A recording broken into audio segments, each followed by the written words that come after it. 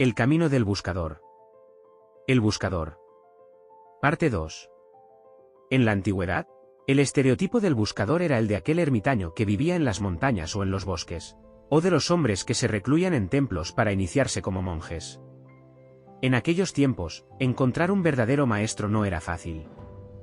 Debido a las distancias y la dificultad de las comunicaciones, las noticias llegaban de boca en boca. Cuando un buscador se enteraba de la existencia de un maestro, normalmente debía recorrer una considerable distancia para llegar a él, y una vez ahí, tenía que pasar un cierto tiempo de prueba, para que el maestro lo acepte como discípulo y poder quedarse indefinidamente en el lugar. Hoy en día, las cosas han cambiado totalmente, lo que antes era impensado hoy es posible gracias a la tecnología. Hoy podemos conocer o tener acceso a las enseñanzas de un maestro, sin movernos de nuestra casa. Podríamos decir que la verdad se encuentra a un clic de distancia. Bueno, no es tan así. Si bien el mundo globalizado nos ofrece amplias ventajas con respecto al mundo antiguo, sobre todo por la velocidad para viajar de un lugar a otro, comunicarnos inmediatamente con gente en otros rincones del mundo y el acceso a fuentes de información de forma inmediata, esto también trae consecuencias no tan positivas. Por ejemplo, que haya sobreinformación, lo que genera confusión y duda en cuanto a la veracidad de la información vertida.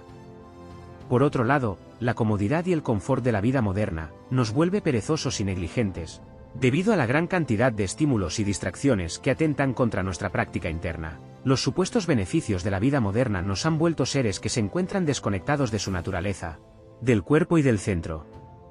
Somos cada vez más sedentarios. Nuestra alimentación es cada vez más artificial, nuestra educación está orientada a la mente, dejando prácticamente ningún espacio para la enseñanza de la relajación de la misma, el manejo de las emociones, etc. Todo está orientado hacia el exterior, hacia el logro, el obtener, la competencia, el éxito y la conquista material y no de uno mismo. Y esto tiene un claro propósito, que el ser humano no se conozca a sí mismo, que no se convierta en un individuo. Un verdadero individuo es peligroso para la sociedad, para lo establecido. Su sola presencia molesta, incomoda, por el potencial peligro de que pueda despertar a otros, y estos a otros más y así sucesivamente. Todo nuestro sistema está orientado a la división del ser humano, al control de los poderosos sobre las masas, al beneficio de unos pocos y el perjuicio de la mayoría. Este es el juego de la sociedad, no importa cuál, da igual. El verdadero individuo siempre ha sido un caso excepcional, una flor de loto creciendo en el barro, una perla en el océano. No es casual que estas personas hayan sido silenciadas de diversas formas durante el transcurso de la historia, prácticamente todas ellas, y esto tiene un porqué. Un rebelde nunca dejará de expresar su verdad, es más, su sola presencia es testimonio de su verdad y realización, por lo que si otros vieran y sintieran esta prueba viviente de que hay alguien que realmente se ha encontrado a sí mismo, podría ser muy peligroso. Tal vez quisieran seguirlo. Imagínense un mundo de seres humanos despiertos, auténticos, honestos y libres, sería un mundo muy diferente, ¿no les parece? Pero esa no es la realidad actual, la realidad es que el mundo está manejado por hombres mezquinos, ignorantes y ambiciosos de poder, aunque muy inteligentes para llevar adelante sus planes de control y dominación.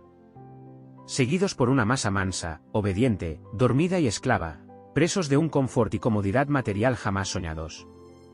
Paradójicamente, con la cantidad de información disponible hoy en día, la mayoría de las personas son presas de una rutina impuesta por el sistema, con pequeños momentos de libertad, para que creamos que somos dueños de nuestra vida, aunque en esos mínimos espacios sigamos consumiendo, inconscientemente, lo que nos impone el status quo, en modo de entretenimiento, cierto tipo de música, programación específica de ciertos contenidos televisivos, y medios de desinformación masiva, además del cada vez mayor control ejercido sobre la web, redes sociales, canales alternativos de información, etc.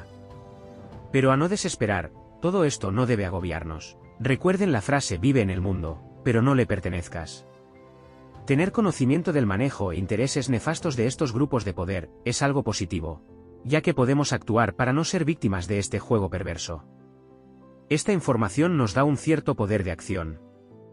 La carta ganadora está en nuestras manos, en realidad, siempre la estuvo, solo que no éramos conscientes de ello. Solo debemos encontrar un equilibrio entre el tiempo y actividades que le dedicamos al mundo objetivo, o mundo externo y al mundo subjetivo o mundo interior. La clave está en el balance, en el equilibrio armónico y dinámico entre estas dos realidades. Usar el mundo y que el mundo no nos use a nosotros. ¿Cómo es esto?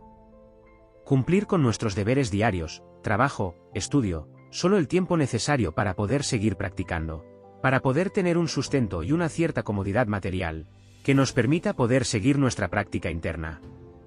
Mejor aún, si nuestro trabajo está relacionado con nuestra práctica interna, pero la mayoría de las veces no es este el caso. De hecho, toda actividad debería estar impregnada de nuestra práctica, sea trabajo, estudio, cuidado del hogar, los hijos, etc. La clave es traer toda nuestra conciencia a cada actividad que realicemos, independientemente de cuál sea. Claramente, esto en un comienzo puede resultar complicado, pero todo es complicado en un comienzo.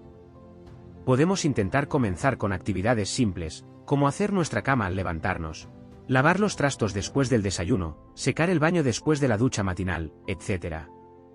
Mi maestro de Zen, Mumon Roshi, dice, dejar el lugar como si nunca hubiésemos estado ahí, como si alguien entrara a nuestra habitación y no pudiera decir si había alguien ahí o no.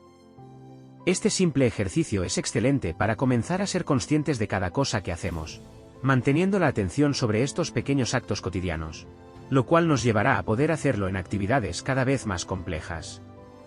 Aunque esto se logra solamente si lo acompañamos de la práctica constante de la meditación en silencio. Osho dice, lo único que no pueden arrebatarnos es nuestra libertad interior, por eso es imperioso practicar ahora mismo.